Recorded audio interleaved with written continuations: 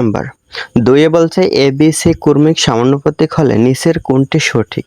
তাহলে A B C যদি কর্মিক সমানুপাতিক হয় তার মানে A is to B is to C হয়, তাহলে এটাকে মানে নিচের কোনটি সঠিক হবে, মানে এটা এভাবে করা যায়। কর্মিক সমানুপাতিক হলে এটা মানে দুইটা অংশ করা যায়, এ বি একটা অংশ আবার এই বি সি আবার একটা অংশ, তার মানে এ ইস টু বি সমান দেওয়া যায় বি ইস টু সি। এখন ইস টু মানে হলো ভাগ, এ বাই বি সমান বি বাই সি।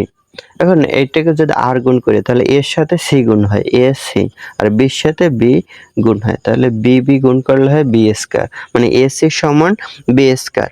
এটা আছে গ নম্বরে, তাহলে গ নম্বর উত্তর। মানে নিচের কোনটি এবিসি কর্মিক সমানুপাতিক হলে নিচের কোনটি, তাহলে কর্মিক সমানুপাতিক হলে এটা লেখা যায়, মানে এটা সমান, মানে এটার ডাবল ইস টু কি হয়, মানে এটার পরিবর্তে ডাবল ইস টু দেওয়া যায় এরকম, মানে A is to B double is to B is to C, একই কথা।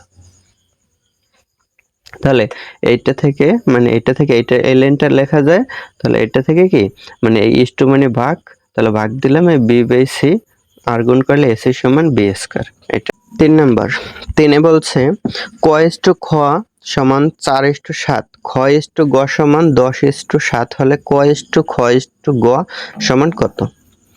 ক ইস টু খ সমান আছে 4 ইস টু 7, তারপরে বলছে খ ইস টু গ সমান বলছে 10 ইস টু 7।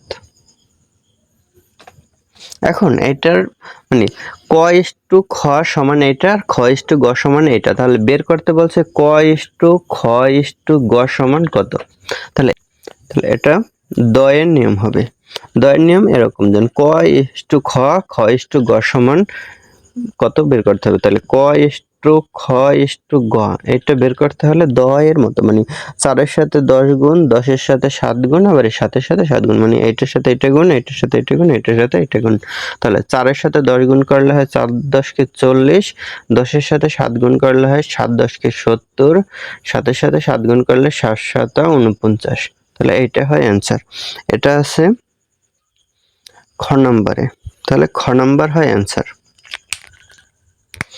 এখন পরীক্ষার সময় করার জন্য এগুলো তোলারই দরকার নেই, শুধু এতটুকু তুললেই হবে যেন 4 ইস টু 7 10 ইস টু 7, তাহলে মানে 10 এর মতো গুণ করবো। 4 এর সাথে 10 গুণ, 4 10 কে 40, 10 এর সাথে 7 গুণ, 7 10 কে 70, 7 এর সাথে 7 গুণ, 7 7 49। এই অ্যান্সার খ নাম্বার। আবার এটা মানে কলম না ধরেও 4 নাম্বার।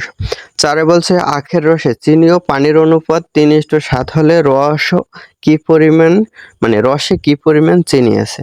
তাহলে রসে চিনি ইস্টু পানি সমান হলো 3:7।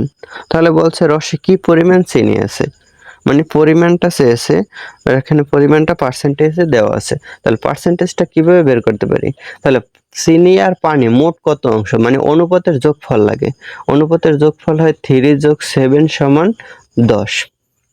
তার মানে চিনি আছে কতটুকু, 10 এর 3, আর পানি আছে কতটুকু, মানে এটা চিনি যদি লিখি চিনি আর পানি হয় 10 এর 7, মোট তো 10, 10 এর 7 হলো পানি আর 10 এর 3 হলো চিনি।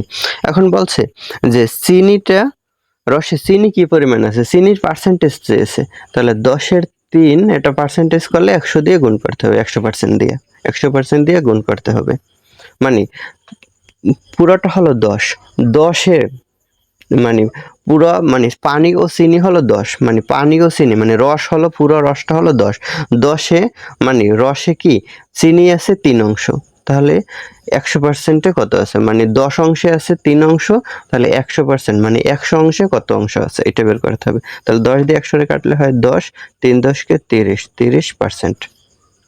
তাহলে এটা আছে ক নম্বরে, মানে ক নম্বর অ্যান্সার হয়।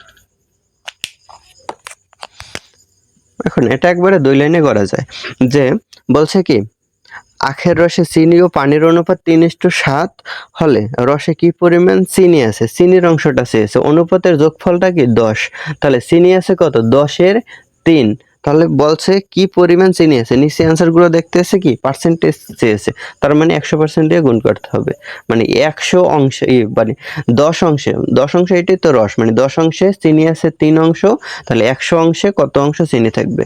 তাহলে 10 দিয়ে কাটলে 10, 3 10 30, 30%। তাহলে এটা ক নাম্বার অ্যান্সার।